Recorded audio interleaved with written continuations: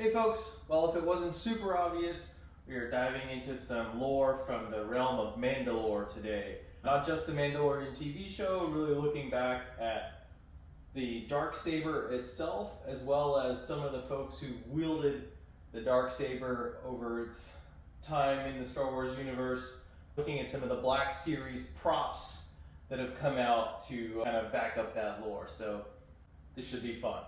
So first up, obviously, let's start with the Darksaber. So this is currently not always in production from the Black Series, but you can still find it available through certain retailers. Let's power this thing up. So you can see the lighting effects there. One of the really cool things about this is the lighting will change and the sound effects come in as you swing the blade. And there's a little button on here that has some different sound effects that will come out, and if you hold it down, you get that sort of reverberating sound, and the colors will kind of change throughout the blade. So just some really neat effects. You just press the button here, turn it off really easily. So you can see I've got a custom stand that I use to mount mine. It does come with a desktop stand, or wherever you want to display it. This is pretty neat. It's good quality, very well made. The only thing that I don't like about it is the way that the blade sits in the stand kind of precludes your options for display. So that's obviously pretty large. There are little notes here on the blade where you can unscrew this and actually display it as like the broken blade. So not with the actual blade itself, but just the hilt piece. So just this. So that might fit a little better in the stand that comes with it. But personally, I like having it on the wall. And so this custom mount that I ordered, I think, is a great option.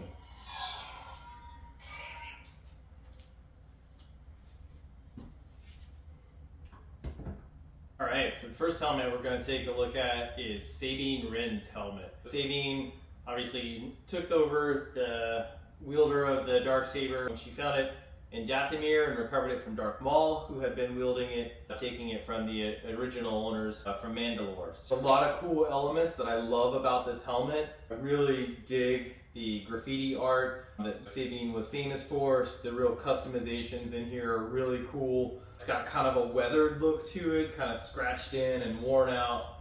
And then as you look closer at some of the details with the collapsing radar display in the back, it goes all the way around with some more detail. It just has a really cool aged look to it. And let's look closer at some of the details here.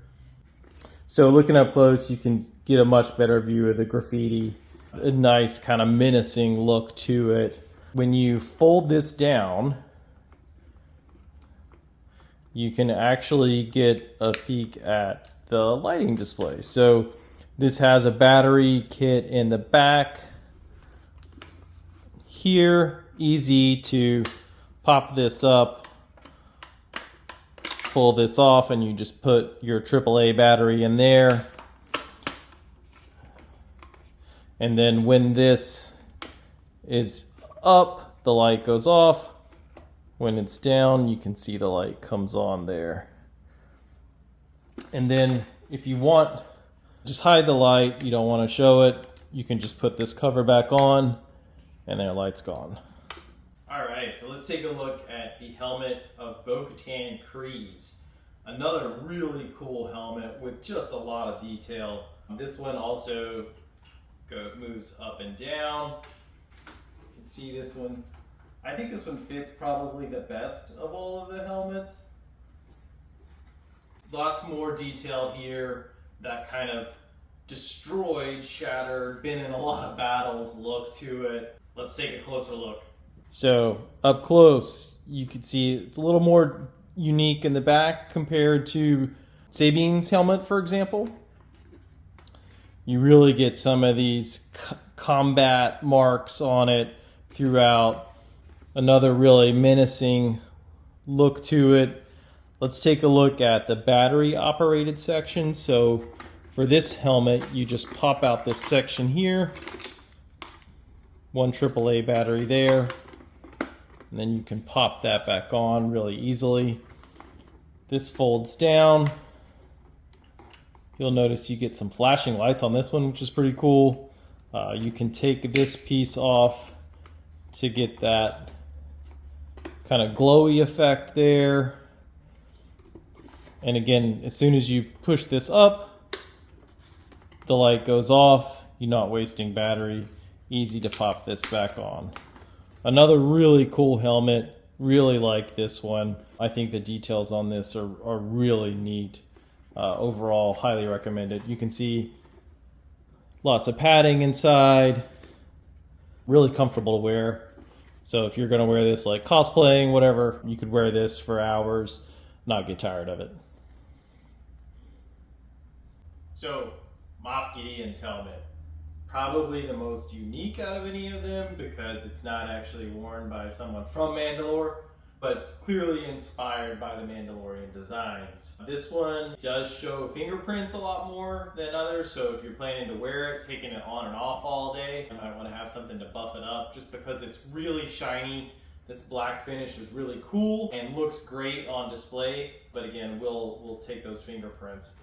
This one, it's a little more heavy than the others. It's a lot bigger, and putting it on, it definitely feels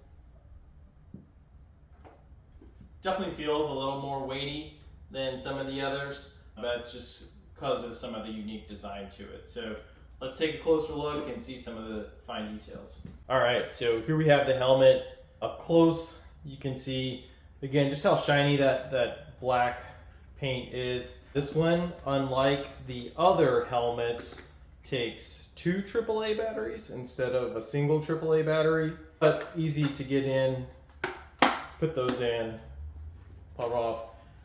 It's really not super obvious where the on-off button is on this. So if you're watching at home, here it is. Either hold this down to put it into display mode and you can see the lights kind of flicking in there, or you tap it. It does have a timer on it that will automatically turn off after 10 minutes. So you see that no lights going on there. Let's turn it back on. You see the lights come on.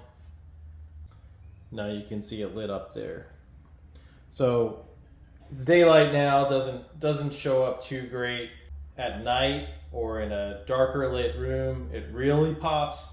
If you've got it on a display stand like we have back here, there is another setting that will have the light come on for a full hour. So it looks really cool at night if you've got a movie set up or something like that, having this in the background. Definitely one of the neater effects out of all the Mandalorian helmets. Actually, it's probably the coolest effect out of any of the Black Series helmets, I think. This red visor look. It's pretty sick. Overall, I think this is certainly one of the more unique helmets, as I said. I'm not sure how great it is to wear, but I can tell you it's really cool for display. Okay, let's take a look at the Mandalorian helmet, aka Din Djarin's helmet from the Mandalorian series. You can see it's made to look like the traditional Beskar armor he had the smith make for him. This is about as classic of a helmet style as you can find. Try it on, fits great. This one probably fits the best and is the most comfortable to wear out of all of the Black Series helmets. It does come in 2 options, so you can choose to use this instead of the light. So if you want it just to look a little more sleek, you can take the light off. If you want the light to come on, it's got a button on the bottom. You just hold that down and you can see the light there. Comes on kind of like a flashlight. Not too bright or noticeable during the day, but if it's a dimmer room, much more noticeable. The thing that I will say about this one compared to the others is that this helmet does take a AA battery here, just below the light, whereas the other helmets take AAA or 2 AAAs in the case of Moff Gideon's helmet. So if you're kind of planning on just swapping through your batteries as you use one helmet or another, just keep in mind that this is a different battery. And this one is a little more sticky compared to some of the other battery openings. I'll show this up a little closer. This one is great because you don't really see fingerprints a lot on here. They did a really good job with the finish, and it's very lightweight compared to some of the others. And part of that is there's not quite as much detail going on with the extra parts, and the glass is a little easier to see out of than some of the other helmets. So overall, a really cool one.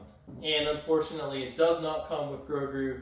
That's a separate purchase if you want to find him. There's a lot of different retailers where you can pick one of those up. But I would say this is a great starting point for a lot of folks. If you're looking to get into some of the Black Series helmets, you can't go wrong with the Classic Mandalorian.